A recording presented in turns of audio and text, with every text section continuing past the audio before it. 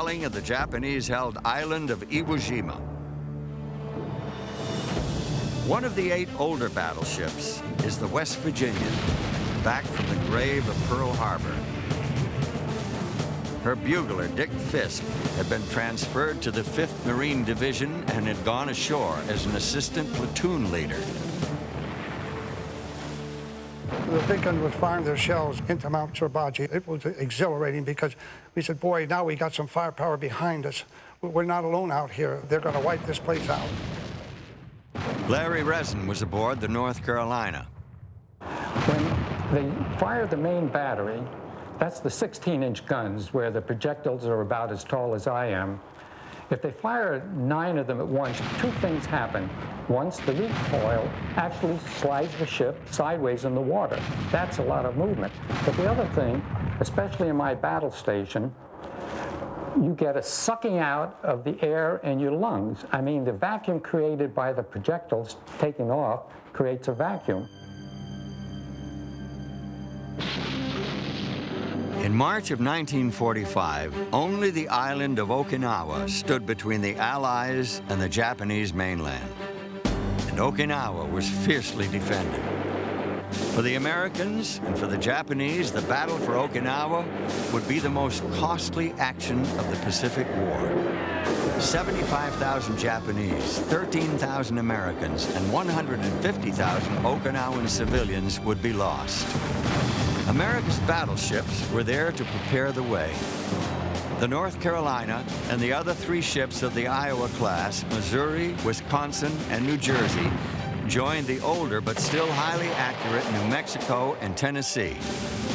The Allied landings began on Easter Sunday, 1 April 1945. They were accompanied by massive bombardments from the battleships. With the defense of Okinawa, the Japanese unleashed Operation 10 Go, the largest, most concentrated kamikaze campaign yet.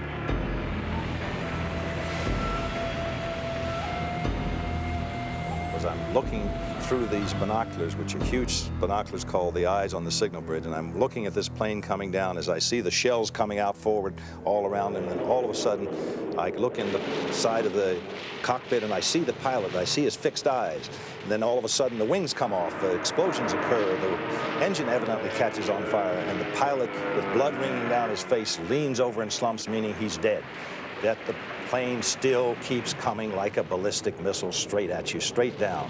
Very fortunately, it missed us by about 100 yards.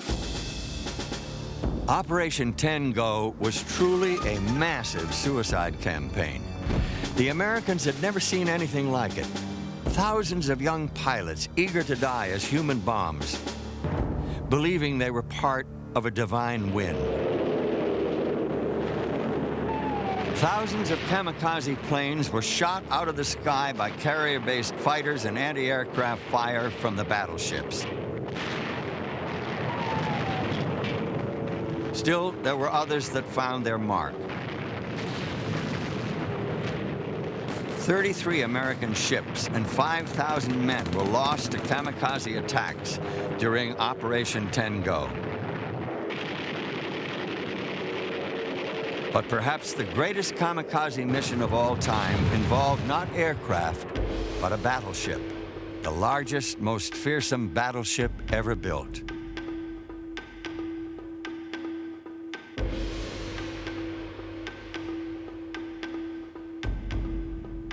Four years before the attack on Pearl Harbor, the design for a new and massive battleship was secretly being tank tested in Japan's Kure shipyard.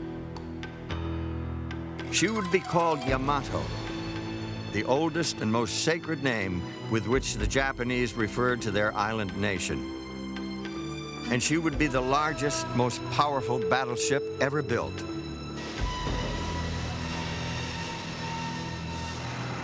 A huge roof covered the behemoth. When trains moved past the construction, attendants drew the curtains to cut off the view. Under a shroud of secrecy, the great ship took shape. Nearly 23,000 tons of her total weight was in her armor, a record that has never been equaled. Her largest guns were over 18 inches in diameter, and one single turret weighed more than a heavy destroyer. She carried 12 6-inch and 12 5-inch guns in her secondary battery and bristled with 152 25mm anti-aircraft guns. Her watertight compartments and hundreds of design innovations made her the most glorious symbol of Japanese naval supremacy. But it would all be in vain. 6 April 1945.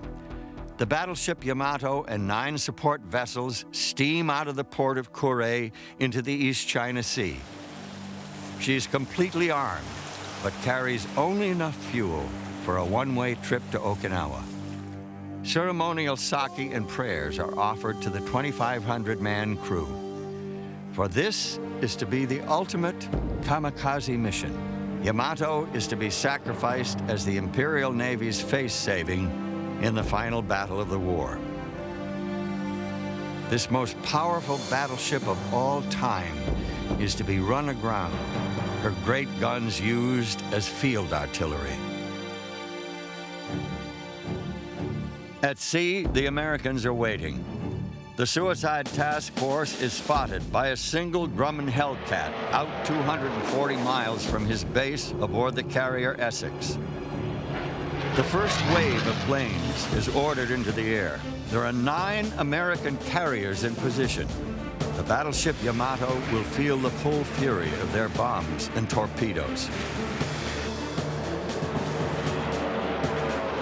Helldivers, Avengers, Hellcats, over 400 of them, even more planes than the Japanese had unleashed at Pearl Harbor. Yamato went down with 2,498 Japanese officers and men. The only record of her final moments are these primitive combat photographs.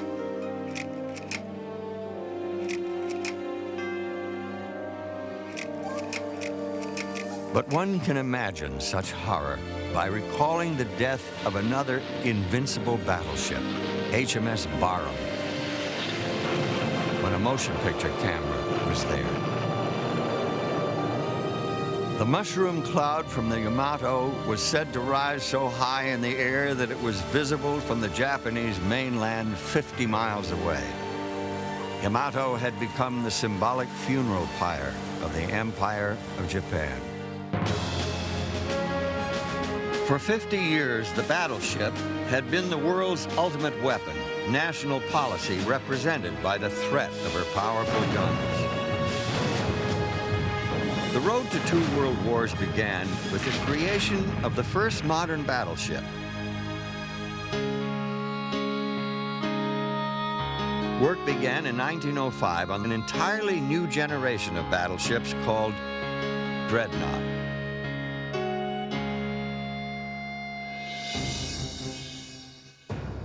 HMS Dreadnought would be the heaviest, fastest warship afloat. Her firepower was concentrated in 10 12-inch guns. To protect her magazine, she was wrapped with armor plate 11 inches thick.